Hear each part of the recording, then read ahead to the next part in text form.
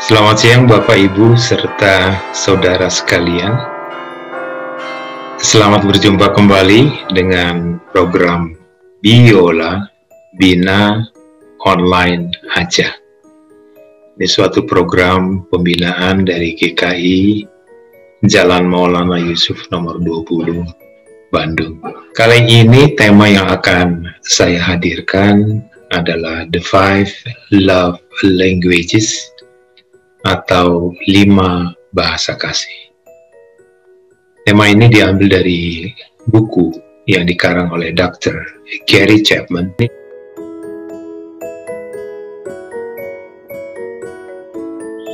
yang konon sampai saat ini sudah terjual sampai 13 juta kopi.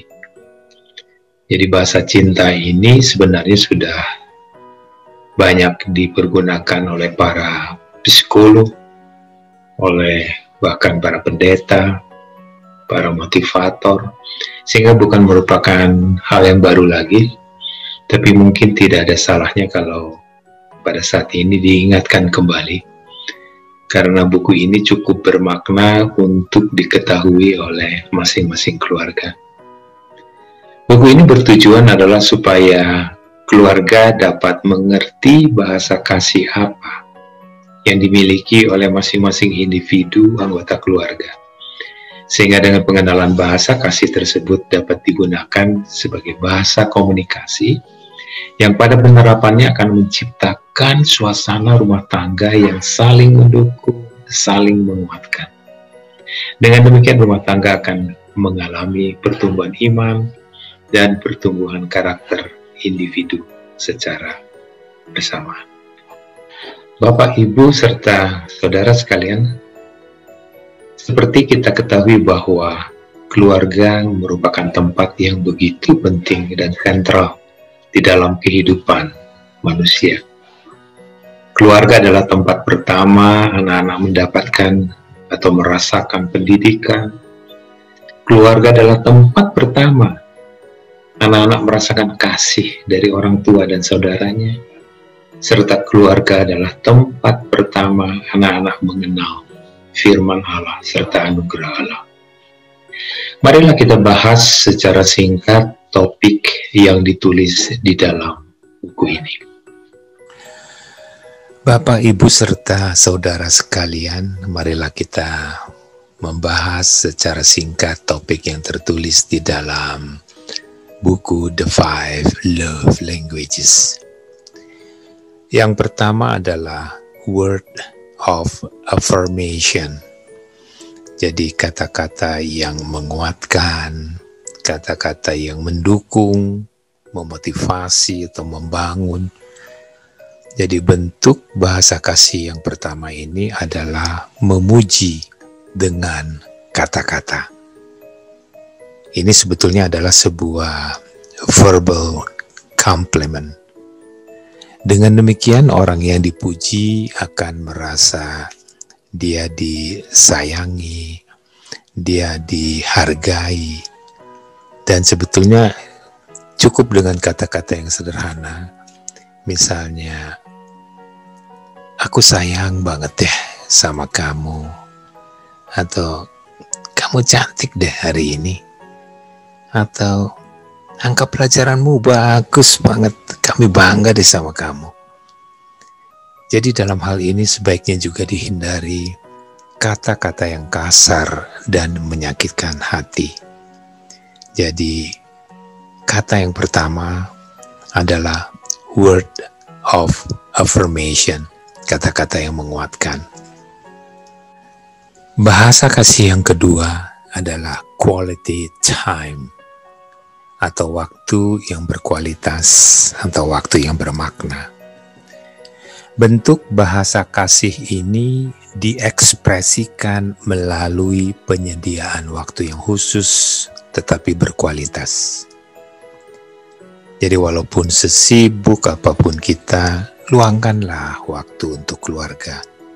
Walaupun mungkin tidak terlalu lama, tapi waktu tersebut harus benar-benar berkualitas. Yang dimaksud dengan berkualitas adalah agar kita selalu memperhatikan apapun yang mereka omongkan, apapun yang menjadi keluhan mereka, atau apapun yang menjadi permasalahan mereka. Jadi kita tetap harus fokus dengan apa yang mereka sampaikan. Jangan sambil membaca HP, sambil nonton TV. Dengarkan baik-baik. Pertahankan kontak mata.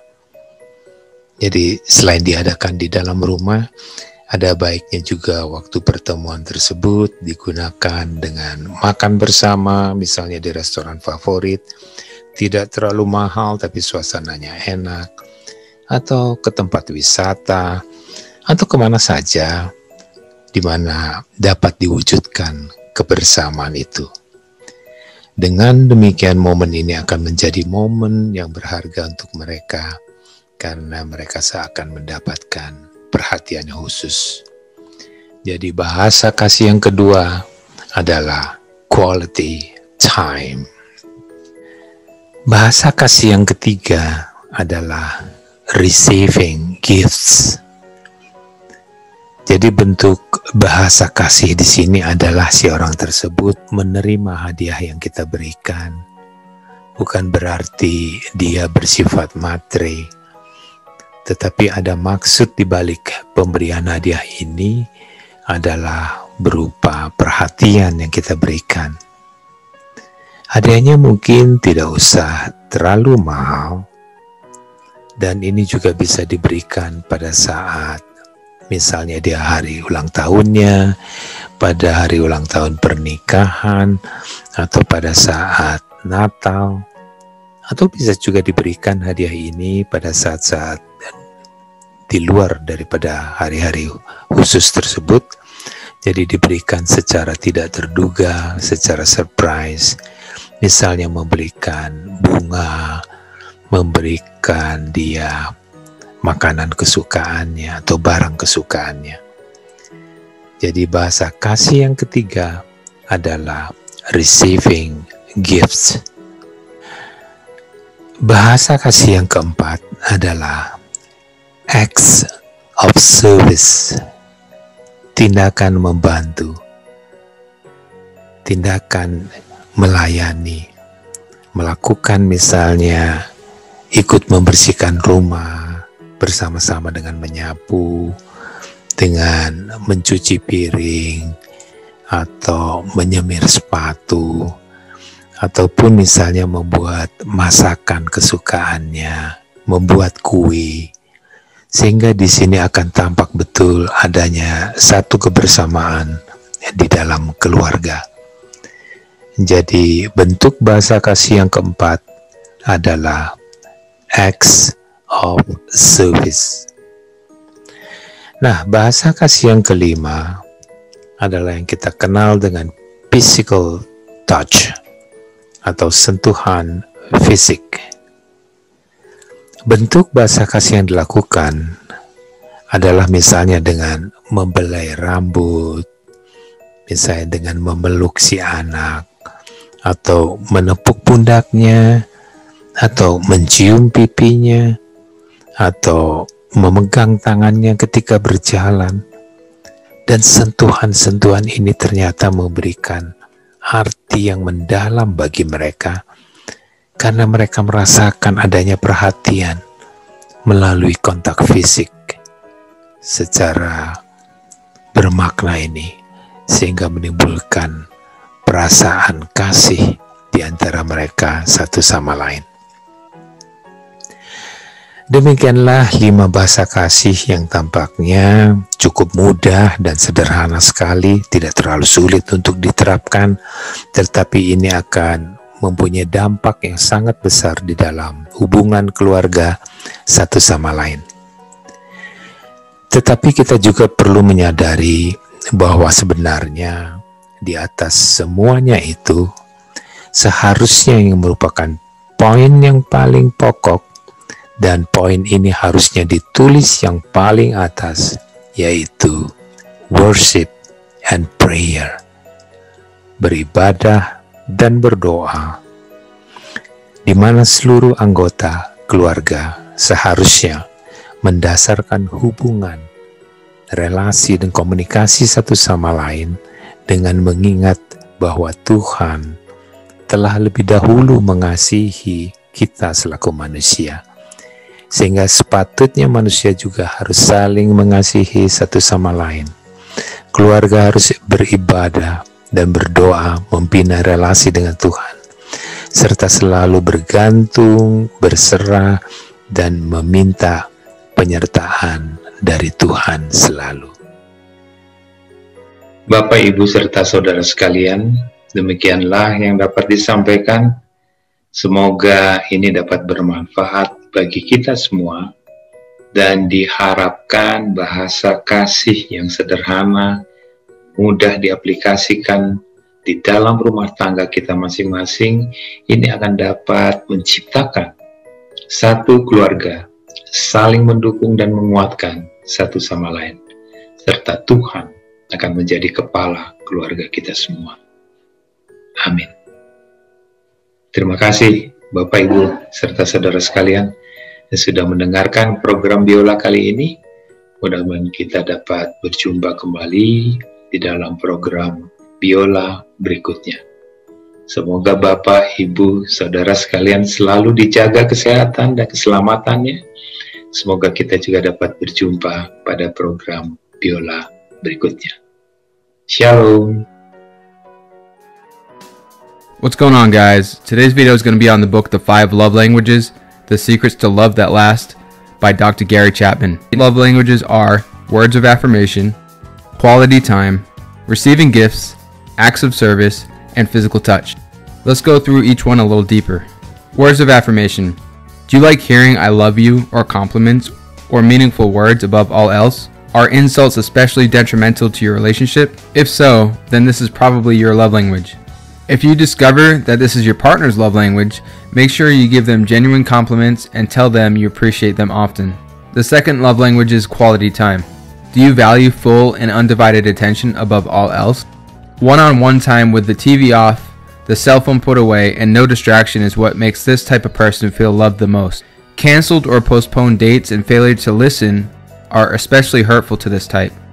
If this is your partner's love language, learn to listen better, make eye contact more, and spend more time with them instead of at the office or glued to your cell phone. Ask them what they'd like to do with you, and then schedule a date to do it. Don't assume what they'd like to do with you, ask. The third love language is receiving gifts. Sure, we all like getting gifts, but this type of person loves receiving gifts above all else.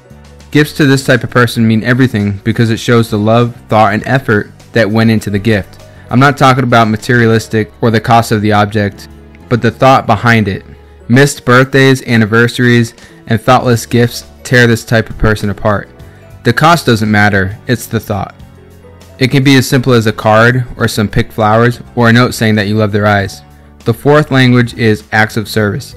Chores around the house or errands that ease the burden of responsibility are the loving characteristics of this love language. This can be as simple as taking out the trash, paying the bills, doing the dishes, picking up the kids from school, and so on. Broken commitments and laziness can make this type feel unloved. And lastly, physical touch. This doesn't necessarily mean sex. If hugs, cuddling, holding hands, and thoughtful touches are the most important thing to you, then this could be your love language. If their physical presence is crucial to you, then this could be an indicator as well. Any kind of neglect or abuse would destroy this type of person and their relationship. So which one do you most strongly identify with? Keep in mind, you should only have one primary love language. First, you need to find out what your own love language is. It could be words of affirmation, quality time, receiving gifts, acts of service, or physical touch. And then find out what your partner's love language is. Don't assume what it is, talk to them about it. Then make a commitment to do something special each week, something that ties into their primary love language.